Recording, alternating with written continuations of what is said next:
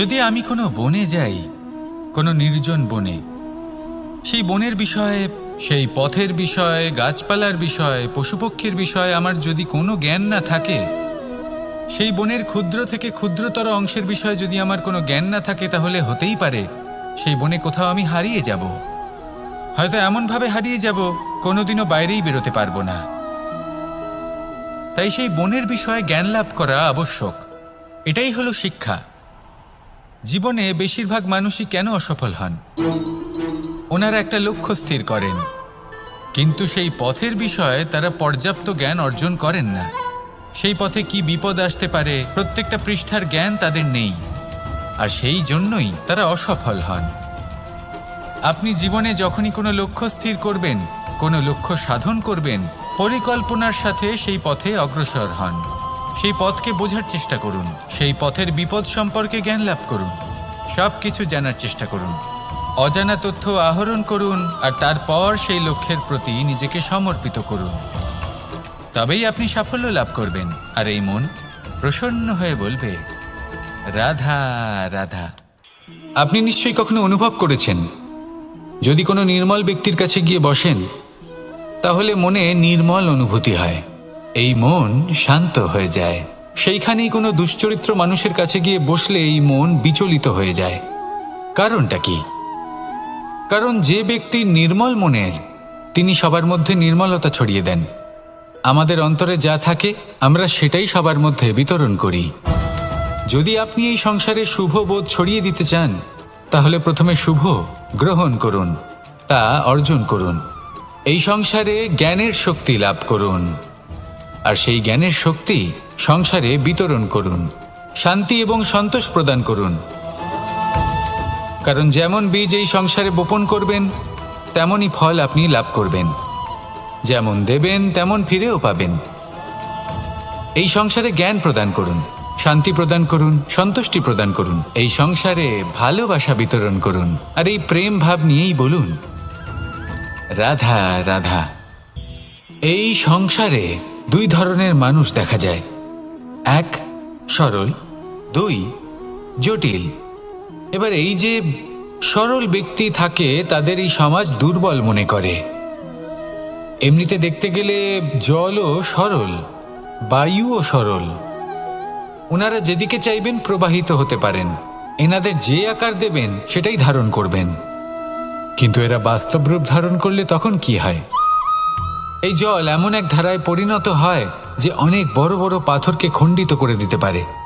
এই বায়ু এমন এক চক্রবাতে পরিণত হয় যা সংসারে বিনাশ ডেকে আনে। তাই যে ব্যক্তি সরল, তার সরলতাকে সম্মান করুন, তাকে সম্মান করুন, তাকে ভালোবাসা দিন। আর আমার সাথে ভালোবেসে বলুন, রাধা রাধা। খেলা খেলতে কে না ভালোবাসেন? আমরা প্রত্যেকেই যখন সময় পাই, সুযোগ পাই, তখনই আমরা কোনো খেলা খেলি। খেলার সময় দুই ধরনের মানুষ ওখানে থাকেন, এক যারা অংশগ্রহণ করেন, আর দুই যারা দেখতে থাকেন, যারা দর্শক হয়ে দেখেন, যারা নিজের পক্ষের বিজয়ের ফলে উচ্ছ্বসিত হয়ে থাকেন, পরাজয়ের ফলে শোক পালন করেন, পরামর্শ দিয়ে থাকেন। আর বিজয়ী কে হন? বিজয়ী তিনি হন যিনি অংশগ্রহণ করেন। নির্বাচন আপনাকে করতে হবে, আপনি কি করতে চান? আপনি কি খেলোয়াড় হতে চান, নাকি আপনি দর্শক হতে চান? যদি আপনি বিজয়ের আনন্দ লাভ করতে চান, সেই রোমাঞ্চ অনুভব করতে চান, তাহলে খেলতে হবে। ময়দানে আপনাকে নামতেই হবে। পরাজয়ের সম্ভাবনার ভয়ের সাথে আপনাকে লড়াই করতেই হবে। বিপক্ষের আহ্বানকে স্বীকার করতেই হবে, খেলোয়াড় হয়ে উঠতে হবে। তবেই এই বিজয়ের সম্ভাবনা থাকবে। আসলে কি, দর্শক হয়ে পরামর্শ দেওয়া অত্যন্ত সহজ, ময়দানে নেমে অংশগ্রহণ করা অত্যন্ত কঠিন। আর এখানে যেটা সহজ, তা আপনাকে বিজয়ের পথে কখনোই নিয়ে যাবে না। আসুন আমার সাথে ভালোবেসে বলুন, রাধা রাধা। এই সংসারে মানুষ জন্মগ্রহণ করেন, বড় হতে থাকেন, পুরুষার্থ লাভ করেন, অর্জন করেন। অর্জন করা আসলে কি? বেশিরভাগ মানুষ বলেন অর্জন করা অর্থাৎ ধন সম্পত্তি অর্জন করা। আর কি অর্জন করা যায়? আর কি লাভ করা যায়? আসল প্রশ্ন হলো এটাই যে কি এমন আছে যা বাস্তব রূপে অর্জন করার যোগ্য। তা হলো ব্যবহার, জ্ঞান এবং সন্তোষ। কেন? কারণ আপনি যখন এই সংসার ছেড়ে চলে যাবেন তখন আপনার ধন সম্পত্তি আপনাকে বিদায় জানাতে আসবে না। আপনাকে বিদায় জানাতে আসবে আপনার আপনজন, যাদের সাথে আপনার সুসম্পর্ক ছিল। সমগ্র সংসারে সহস্র মানুষ ধন অর্জন করে থাকেন। শ্রেষ্ঠ মানুষ হলেন তিনি যিনি ব্যবহার, জ্ঞান এবং সন্তোষ অর্জন করে থাকেন, একে সকলের মধ্যে বিতরণ করেন। তাই এটাই করুন আর আমার সাথে ভালোবেসে বলুন, রাধা রাধা। এই সংসারের আরম্ভ থেকে এখনো পর্যন্ত এবং ভবিষ্যতেও একটা যুদ্ধ আছে যা হয়ে চলেছে, চলতেই থাকবে। পাপ এবং পুণ্যের মধ্যে যুদ্ধ, সত্য এবং অসত্যের মধ্যে যুদ্ধ। এই যুদ্ধ চলেই আসছে, আর এই যুদ্ধে যারা লড়েন তাদের আমরা সবসময় জয় জয়কার করি। আর যারা এই জয় জয়কার করেন তাদের প্রত্যেকের একটা বিশেষ গুরুত্ব থাকে। যখনই কোনো যোদ্ধা যুদ্ধক্ষেত্রে ক্লান্ত হয়ে পড়ে, শক্তিহীন হয়ে পড়ে, তখন এরা জয় জয়কার করে, শঙ্খ বাজাতে থাকে, সেই যোদ্ধাকে অনুপ্রেরিত করে, শক্তি এবং সাহসে ভরিয়ে তোলে। আর তখন সেই যোদ্ধা সেই যুদ্ধকে এগিয়ে নিয়ে যেতে পারে। যখন শ্রীরাম লঙ্কা যাত্রা করার জন্য সেতু তৈরি করছিলেন, তখন একটা ছোট্ট মিষ্টি কাঠবিড়ালি নিজের মুখে মাটির টুকরো বয়ে নিয়ে গিয়ে তার সাধ্যমতো তাকে সাহায্য করছিল। শ্রীরাম দেখলেন এবং বললেন যে ও তো সবার মনোবল বৃদ্ধি করছে, সবাইকে প্রেরিত করছে। ও বলল যে আমি এত ছোট হয়েও যদি এই কাজ করতে পারি, তাহলে আপনারা সবাই কেন পারবেন না? এটাই হলো সেই সকলের মাহাত্ম্য, যারা জয় জয়কার করেন, অনুপ্রেরিত করেন, সাহস যোগান। ওনারা সেই ব্যক্তি যারা একজন যোদ্ধার মধ্যে যুদ্ধকে জয় করার শক্তি প্রদান করেন। আসুন আমার সাথে ভালোবেসে বলুন, রাধা রাধা। সংসারে আমাদের জীবনে যখন কোনো সুখ বা দুঃখ আসে, তার জন্য আমরা কাউকে না কাউকে অবশ্যই দায়ী করে থাকি, তাই না? এই ব্যক্তি আমাদের সাথে এরকম কাজ করেছেন, তাই আমার সাথে এমন হলো। ওই ব্যক্তি যদি এমনটা না করতেন, তাহলে আজ আমি ওই স্থানে পৌঁছতে পারতাম। সবই আপনার দৃষ্টিভঙ্গির ওপর নির্ভরশীল। আর যদি আপনার দৃষ্টিভঙ্গি এমন হয়, তাহলে তা অনুচিত। সত্যি কথা বলতে এই সংসারে ভিন্ন ভিন্ন ধরনের মানুষ আছে। এটা আপনার ওপর নির্ভর করছে কিভাবে তাদের স্বাগত জানাবেন। একবার ভাবুন, আমি আমার দুটো হাত সামনে নিয়ে এলাম, দুটো মুঠো খুলে দিলাম। দুই প্রকারের মানুষ আসবেন, কিছু না কিছু দিয়ে যাবেন। এই মুঠো যদি আমি বন্ধ করে দিই, তাহলে না কেউ আমাকে কিছু দিতে পারবে, না আমার কিছু যাবে আসবে। নিশ্চয়ই বুঝতে পারছেন এই দুই ধরনের ব্যক্তি কারা এবং তারা কি দিয়ে যান। আমি যদি নিজের মুঠো খুলে দিই, তাহলে কিছু ভালো মানুষ আসবেন, আমাকে আনন্দ, সন্তুষ্টি, জ্ঞান প্রদান করে যাবেন, ভালো অভিজ্ঞতা দিয়ে যাবেন। কোনো খারাপ ব্যক্তি যদি আসেন, তাহলে তিনিও খারাপ অভিজ্ঞতা দেবেন, যার থেকে আমি শিক্ষা লাভ করব। এই সব কিছু আমি লাভ করতে পারি। মুঠো যদি বন্ধ করে রাখি, তাহলে আমি কিছুই পাবো না। দেখুন, এই সংসারে প্রত্যেকের জীবনে এইরকম। প্রত্যেকের জীবনে সবকিছুই আছে, ভালো খারাপ দুই মানুষই আছে। ভালো অভিজ্ঞতা আছে, খারাপ অভিজ্ঞতা আছে। নির্ভর করছে আপনার উপর যে আপনি কি করবেন, এনাদের স্বাগত কিভাবে জানাবেন, কার থেকে কি বুঝবেন, কি শিখতে পারবেন, আর কোন দৃষ্টিভঙ্গি নিয়ে অগ্রসর হবেন। এটাই নির্ধারণ করবে যে আপনার জীবন কেমন হবে। আসুন আমার সাথে ভালোবেসে বলুন, রাধা রাধা। এটা হলো একটা সাদা পাতা। এবার এতে আমি যাই লিখব, সেটাই এর অস্তিত্ব হবে। এতে আমি প্রেমের কিছু কথা লিখে একে প্রেমপত্র বানিয়ে তুলতে পারি। মাতা পিতার জন্য একটা শুভ সংবাদ লিখতে পারি। শত্রুর বিষয়ে সতর্ক করব বলে সেনাকে একটা সংবাদ লিখতে পারি। দ্বারকাবাসীর জন্য কোনো সংবাদ পাঠাতে পারি। যাই লিখব, এই পত্র সেটাই হয়ে উঠবে। সেই রকমই হলো আমাদের জীবন। আমরা যেমন কর্ম আমরা করব, আমাদের অস্তিত্ব এবং ব্যক্তিত্ব ঠিক তেমনই হয়ে উঠবে। যদি আপনি একটা অসাধারণ, উজ্জ্বল এবং সম্মানজনক জীবনযাপন করতে চান, তাহলে তার একটা রহস্য আপনাকে বলি। যেমন কথন হবে, কর্ম তেমন হবে। অর্থাৎ যতটুকু বলেছেন ততটুকুই করুন, আর যতটুকু করেছেন ততটুকুই বলুন। এই একটা নিয়ম যদি আপনারা পালন করেন, তাহলে এই সংসারের সমস্ত পণ্ডিত আপনাকে অবশ্যই সম্মান করবেন। তাহলে এটাই করুন আর আমার সাথে ভালোবেসে বলুন, রাধা রাধা। কখনো কোনো পাখিকে দেখেছেন? যখন সে প্রথমবার উড়তে চেষ্টা করে, সে বাসা থেকে মাটিতে পড়ে যায়, কিন্তু সে হার মানে না, চেষ্টা করতে থাকে, করতেই থাকে, ডানা ঝাপটাতে থাকে, আর তারপর সে উড়তে শেখে। গোল শালগ্রাম শিলাকে দেখুন, পর্বত থেকে খসে পড়ে, ধাক্কা খায়, জলের প্রবাহ দ্বারা ঘর্ষিত হয়, তারপরে তা শালগ্রামে পরিণত হয়। ভেবে দেখুন, যদি কোনো পাখি প্রথমবার উড়তে গিয়ে এটা ভাবে যে না না, যদি আমি পড়ে যাই তবে, আমার যদি আঘাত লাগে তবে, আর যদি ভয়ের কারণে সে শুরুই না করতে পারে, চেষ্টাই না করে, তাহলে কি সে উড়তে শিখবে? কখনোই নয়। এটাই আমাদের শিখতে হবে, প্রারম্ভ করতে হবে। তা অত্যন্ত গুরুত্বপূর্ণ।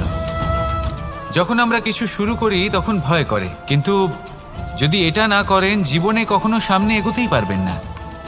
হতেই পারে প্রারম্ভ করার পরে আপনি পড়ে যাবেন, বারবার নিচে পড়ে যাবেন, কিন্তু যদি নিরন্তর চেষ্টা করতে থাকেন, তাহলে একদিন না একদিন আপনি অবশ্যই সফল হবেন। এই শুরু করাটাই সব থেকে বেশি কঠিন। এর দ্বারা ভয়ভীত হবেন না। আসুন আর আমার সাথে ভালোবেসে বলুন, রাধা রাধা। যদি আমি আমার চোখ বেঁধে কোনো একটা নির্দিষ্ট দিকে নিজের সমস্ত শক্তি প্রয়োগ করে ছুটে যাই, তাহলে কি হবে? আমি কোথাও ধাক্কা খেতে পারি, নিজের ক্ষতি করতে পারি, কোথাও পড়ে যেতে পারি, তাই না? অর্থাৎ এটা নিশ্চিত এই কাজ আমার করা উচিত নয়। কিন্তু আজকের দিনে প্রত্যেকটা মানুষ এই কাজই করছেন, তাই না? কোনো কাজ করার পূর্বে সেই কাজের বিষয়ে সম্পূর্ণ তথ্য কোথায় সংগ্রহ করছেন? শুধু এটুকু জানেন যে এই কাজটা করলে কত ধন অর্জন করবেন আর কত নাম হবে, আর ব্যাস সামনে এগিয়ে যান। এটা উচিত নয়। পূর্ণরূপে যে কোনো কাজ করার আগেই সেই কাজের বিশ্লেষণ করে নেওয়া উচিত, তা বুঝে নেওয়া উচিত, এবং সেই বিষয়ে অবশ্যই খেয়াল রাখা উচিত যে আপনার শরীর এবং আপনার মন এই কাজ করার জন্য কি প্রস্তুত রয়েছে। যদি তা না হয়, তাহলে প্রথমে নিজেকে শুধরে নিন, তারপরে সেই কাজ করুন। যদি এইভাবে জীবনে সামনে এগোন, তাহলে সাফল্যের সম্ভাবনা জীবনে অনেক বেশি বেড়ে যাবে। তাহলে এটাই করুন আর আমার সাথে ভালোবেসে বলুন, রাধা রাধা। এই সংসারের সব থেকে বড় যোদ্ধা কে? কেউ বলবেন অর্জুন, কেউ বলবেন ভীম, কেউ বলবেন হনুমান, আদি ইত্যাদি। কিন্তু এই সংসারের সব থেকে বড় যোদ্ধা আপনার মনের ভেতরে আছে, আপনার মনের মধ্যে আছে। সেই ব্যক্তি সব থেকে উঁচুতে পৌঁছতে পারেন যিনি নিজের অন্তরের খামতি বুঝতে পারেন, নিজের দোষ বুঝতে পারেন, তার সাথে লড়াই করেন এবং তার উপর বিজয় লাভ করেন। যে ব্যক্তি এটা শিখতে পারেন, যে ব্যক্তি এটার উপর জয়লাভ করতে পারেন, তিনি হলেন সব থেকে বেশি শক্তিশালী, সব থেকে বেশি বীর এবং সব থেকে বেশি পরাক্রমী ব্যক্তি। আমরা সকলে এই সংসারকে পাল্টাতে চাই। তার জন্য প্রথম পদক্ষেপ আপনাকে নিতে হবে, নিজেকে দোষমুক্ত করতে হবে। যদি মানুষ নিজের অন্তরের দোষ বুঝতে পারেন এবং নিজেকে দোষমুক্ত করতে পারেন, তাহলে এই সংসার নিজে থেকেই দোষমুক্ত হয়ে যাবে, তাই না?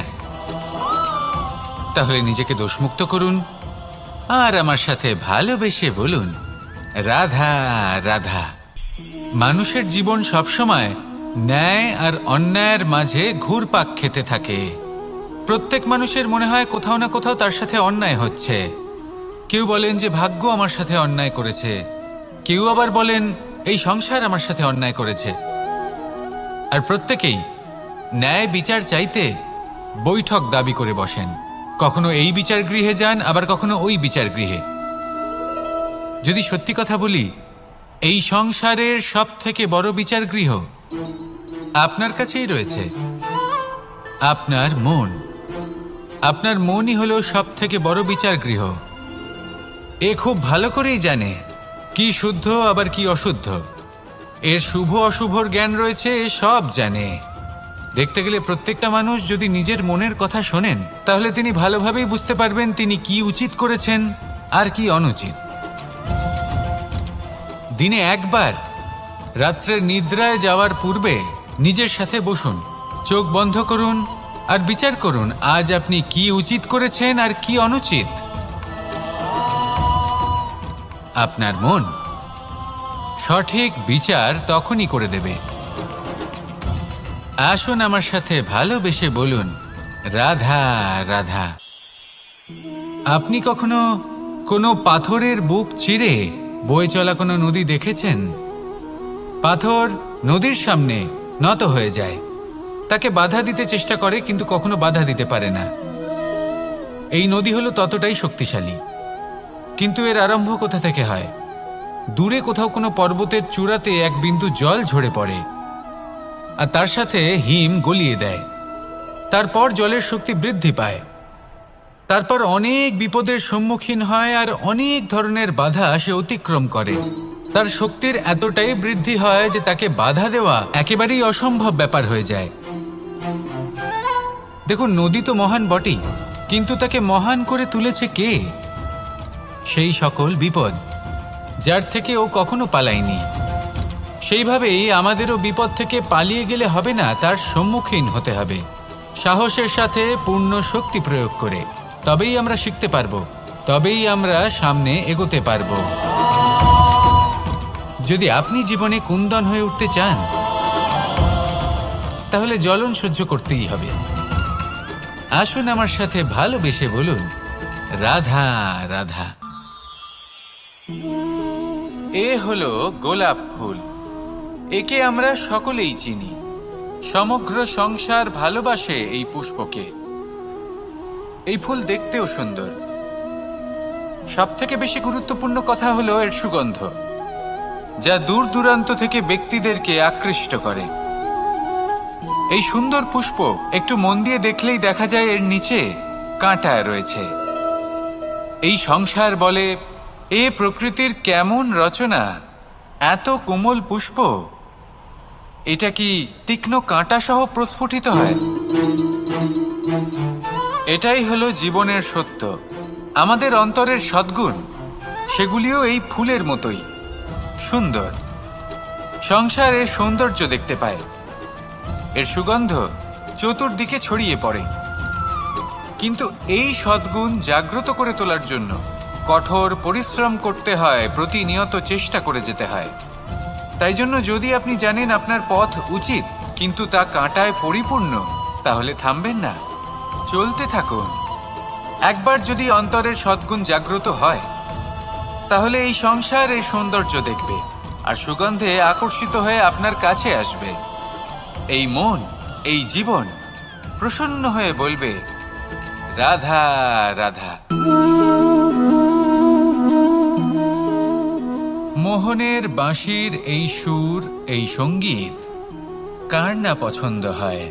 সবারই খুব ভালো লাগে। এবার এই সুর আসে কোথা থেকে? কেউ বলবেন কৃষ্ণের হৃদয় থেকে।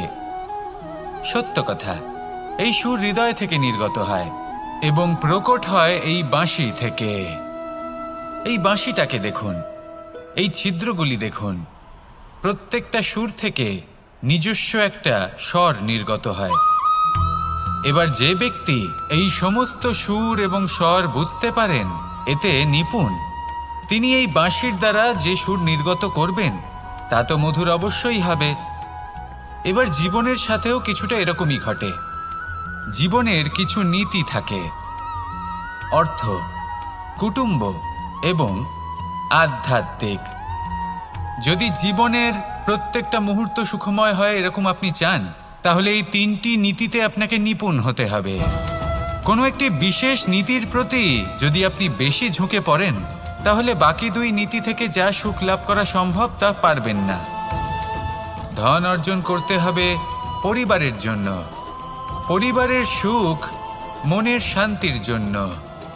মনে শান্তির প্রয়োজন মনের শুদ্ধতার জন্য। যখন এই মন শুদ্ধ হবে, জীবন শুদ্ধ হবে, পবিত্র হবে, সুন্দর হবে এবং ভালোবেসে বলবে রাধা রাধা।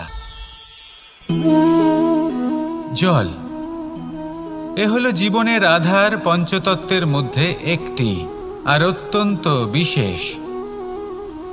এর থেকে অনেক বড় শিক্ষা পাওয়া যায়। এই জল গন্তব্যের বিষয়ে এর স্পষ্ট ধারণা আছে। ও জানে ওর লক্ষ্য কি, আর প্রয়াস করে ততদূর সে পৌঁছেও যায়। এটি পর্বত থেকে বয়ে নিচে নেমে আসে, নদীর সাথে সমাহিত হয়ে তার সাথে বয়ে চলে, চিরসবুজ বনানী গড়ে তোলে, প্রাণীদের তৃষ্ণা নিবারণ করে, সামনে এগিয়ে চলে, মানুষের সাথে মিলিত হয়। যারা একে বাঁধের মধ্যে বেঁধে রাখতে চেষ্টা করে, সে বন্দি দশাতেও থেকে যায়, মানুষের কল্যাণ করে। তারপর বাঁধ থেকে মুক্তি পেয়ে এগিয়ে চলে, কোথাও ধাক্কা খায়, কোথাও বাধা পড়ে, কোথাও যদি পথ খুঁজে না পায় তাহলে পথ খুঁজেই নেয়, আর যেখানে পথ থাকে না সেখানে পথ বানিয়ে নেয়, আর শেষ পর্যন্ত নিজের লক্ষ্যে পৌঁছেই যায়, অর্থাৎ সমুদ্রে গিয়ে সমাহিত হয়ে যায়। আমাদেরও কিছুটা এরকমই হয়ে উঠতে হবে। যেখানেই যাবেন সকলের কল্যাণ করুন, সামনে এগোন। আপনি কোথাও পড়ে গেলে, ধাক্কা খেলে আঘাত লাগবেই, উত্থান পতন লেগেই থাকে। সামনে এগোতে থাকুন। কোথাও পথ না পেলে তা খুঁজে নিন, কোথাও পথ না থাকলে তা বানিয়ে নিন। নিজের গন্তব্যের কথা সবসময় মনে রাখুন। শেষ পর্যন্ত নিজের মোক্ষ লাভ আপনি অবশ্যই করবেন। আর আমার সাথে ভালোবেসে বলুন রাধা রাধা। জীবনের প্রত্যেক মুহূর্ত আমাদের কিছু না কিছু শিক্ষা দেয়, নির্ভর করছে আমাদের দৃষ্টিভঙ্গির ওপর। যেমন নদী হলো আমার অত্যন্ত প্রিয়, নদীতে ভ্রমণ করতে আমার খুব ভালো লাগে। কি বলেন? নদীতে সবসময় নতুন কিছু থাকে, ও পুরনো কিছুই নিয়ে বসে থাকে না, সব সময় প্রবাহমান, কখনো থামে না। ততক্ষণ থামে না যতক্ষণ না সাগরে গিয়ে সমাহিত হচ্ছে। ঠিক এইভাবেই আমাদেরও উচিত নিজের জীবন অতিবাহিত করা, নদীর মতো। প্রত্যেক মুহূর্ত নতুন, তাই সেইভাবেই জীবন যাপন করুন। পুরনো কিছুই একত্রিত করে রাখবেন না, বিগত স্মৃতির মাঝে নিজেকে হারিয়ে ফেলবেন না। এই যে বর্তমান, এই যে মুহূর্ত, সেটাই হলো সর্বশ্রেষ্ঠ। এর মাঝেই জীবন যাপন করুন, নদীর মতো প্রবাহমান হতে শিখুন। আপনি শিখে গেলে তাহলে মনে রাখবেন, আমার আপনার মাঝে বিচরণ করতে বড়ই ভালো লাগবে। যে ব্যক্তি আনন্দের সাথে জীবনের প্রত্যেকটা মুহূর্ত অতিবাহিত করে কোনো চিন্তা ছাড়াই, প্রবাহমান হয়, কখনোই থামে না, যতক্ষণ না মুক্তি লাভ করছেন, এমন ব্যক্তির মধ্যেই রাধাকৃষ্ণ বসবাস করেন। তাহলে আসুন আমার সাথে ভালোবেসে বলুন রাধা রাধা।